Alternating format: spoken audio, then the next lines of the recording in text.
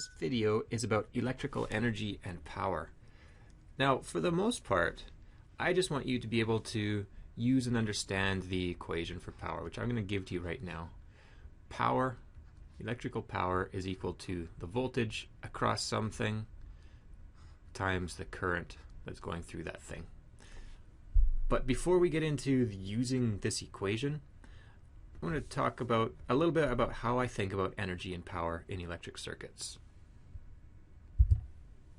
So to start off with, let's look at 1 volt. What does 1 volt mean? Well, if we break it down into its component units, 1 volt is equal to 1 joule per coulomb.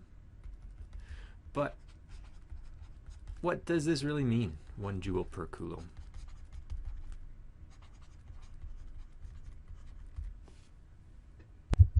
Well, to understand what 1 joule per coulomb means, I'm going to give a very brief physics lesson here.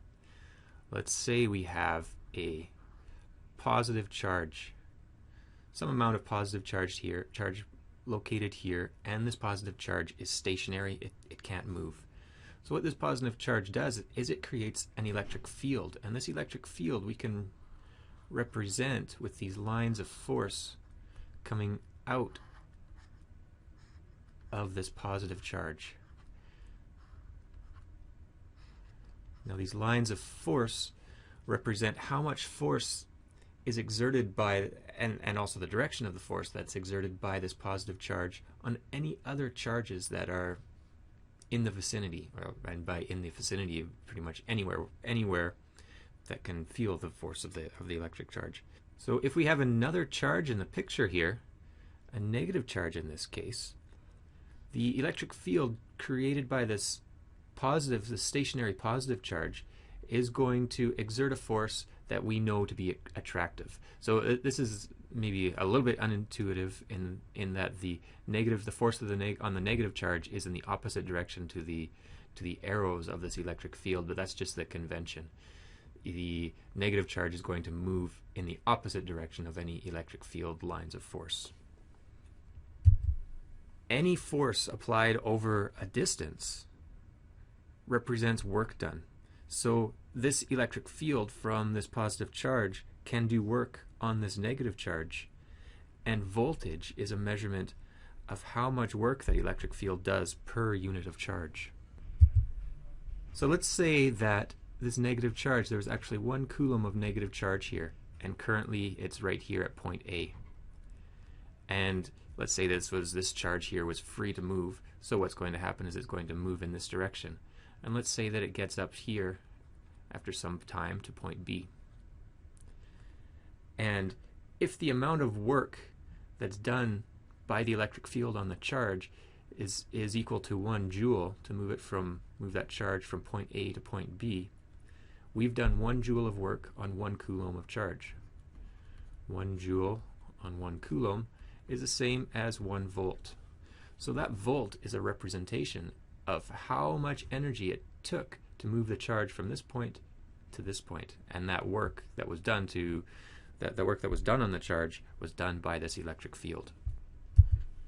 Alternatively, if that negative charge is at point B and we apply an external force to this charge to move it in that direction, and we move it back to point A, move it back up here to point A, it's the same 1 coulomb of charge. It's going to take 1 joule of external energy to move the charge from point B back up to point A.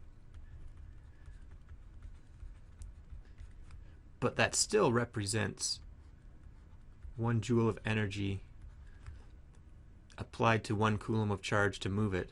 It's still going to equal 1 volt, or 1 joule per coulomb. But in this case, it's an external energy to move it against the way that the electric field is trying to move it, and in the first case, it was the electric field doing work on the charge.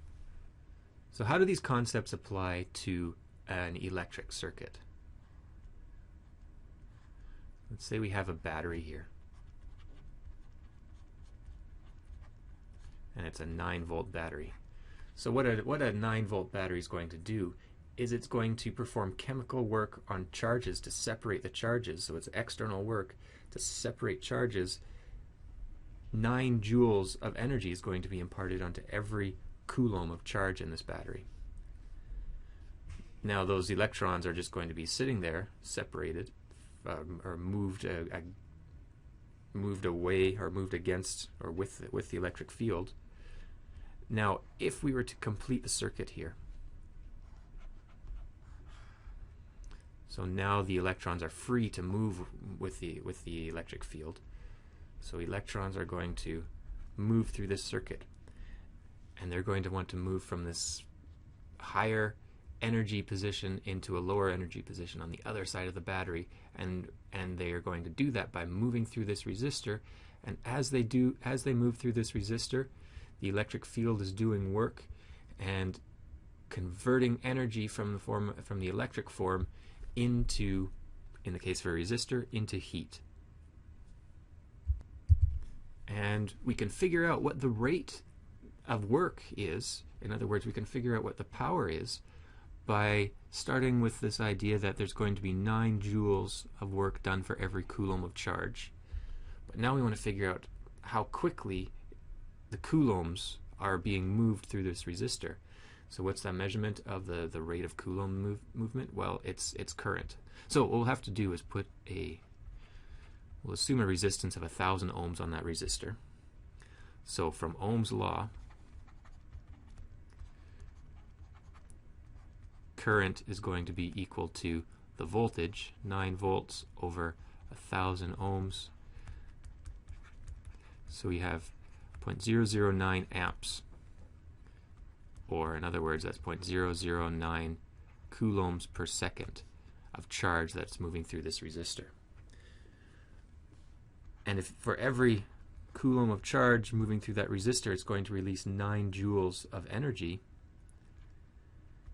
and we have this 0.009 coulombs of charge passing through every second, we are going to get 0.081 joules of energy converted from electrical form into heat form every second. And the units of joules per second are the units of power, which are watts.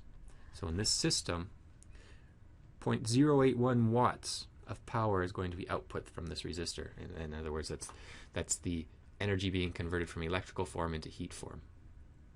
Now, on the other side of the circuit, we're going to have the exact same amount of current coming out of the battery and then back into the battery on this side as is going through the resistor. So we will have 0.081 watts of electrical power being generated by this battery. And generated meaning that it's being converted from the chemical form into an electrical form. So the power source is going to be equal to the power load. Now here's a quick little example. Let's say you have a phone here, and you need to recharge the phone. So you're going to plug it into the wall outlet, or not a wall outlet, well, I guess through a wall outlet if you've got a little adapter here. And we want to know how much power this thing is consuming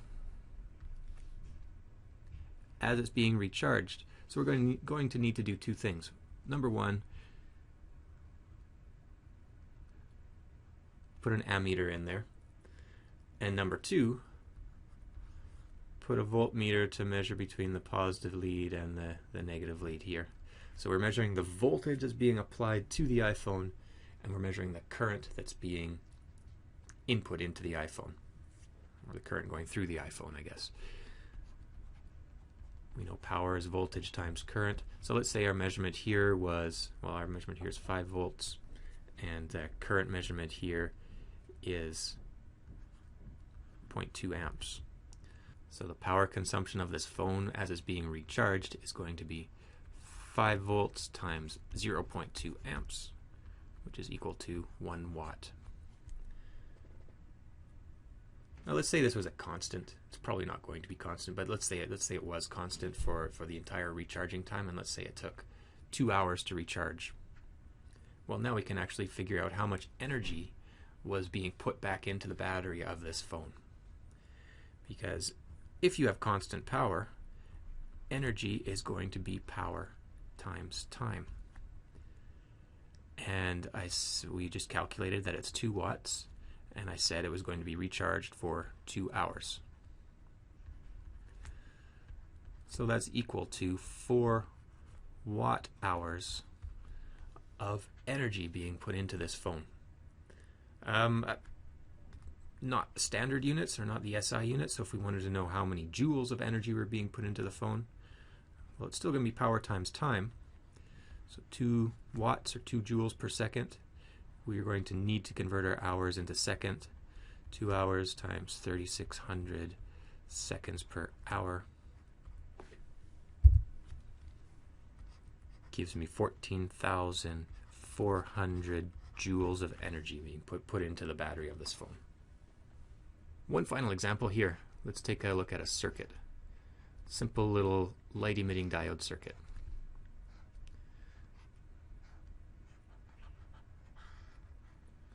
Let's say this is a 5-volt source. This is an LED. It's a red LED. A red light emitting diode. And this is a 220 ohm current limiting resistor. And I go and I measure the voltage across the LED. And I get a measurement of 1.87 volts. And I measure the voltage across the resistor. And I get 3.13 volts. And this is as I expected because I have a 5-volt source. The voltage across the LED plus the voltage across the resistor should add up to the 5 volts from the source. From Ohm's law, I can figure out what the current in the circuit is. 3.13 volts across the resistor divided by 220 ohms. The resistance of the resistor, that's going to give me 14.2 milliamps of current in the circuit. Everything is connected in series, so each element in the circuit is going to have the same amount of current. Power dissipated or used by the LED, converted by the LED. For a light emitting diode, it's going to convert electrical energy into light energy at a fairly efficiently. And the amount of power is going to be the 1.87 volts across it times the 0.0142 amps through it. And that LED is going to be outputting 26.6 milliwatts. And that's all going to be in the form of light. Mostly in the form of light. The power dissipated by the resistor would be the 3.13 volts across it times the 0.0142 amps through it.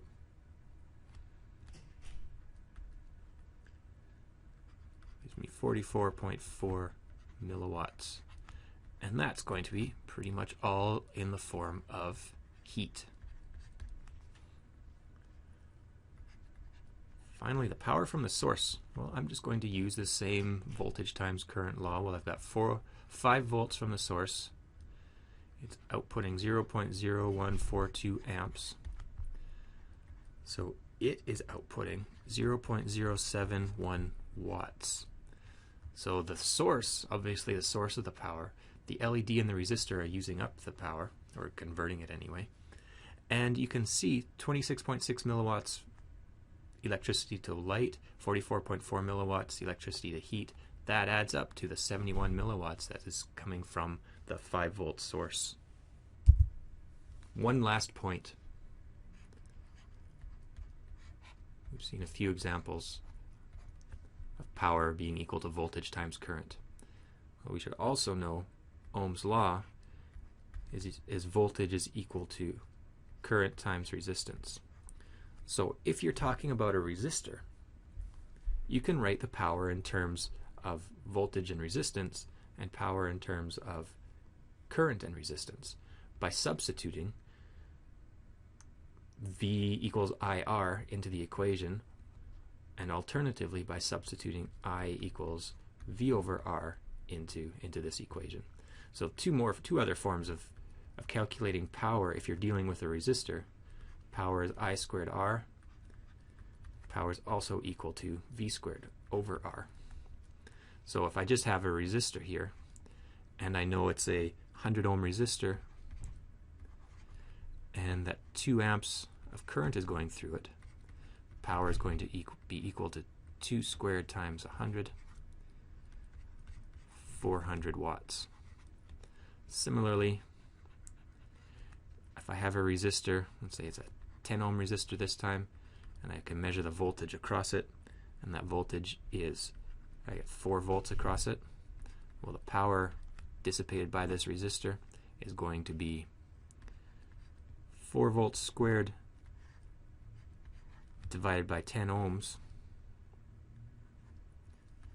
It's going to work out to 1.6 watts. So I hope you learned a little bit about electrical energy and power.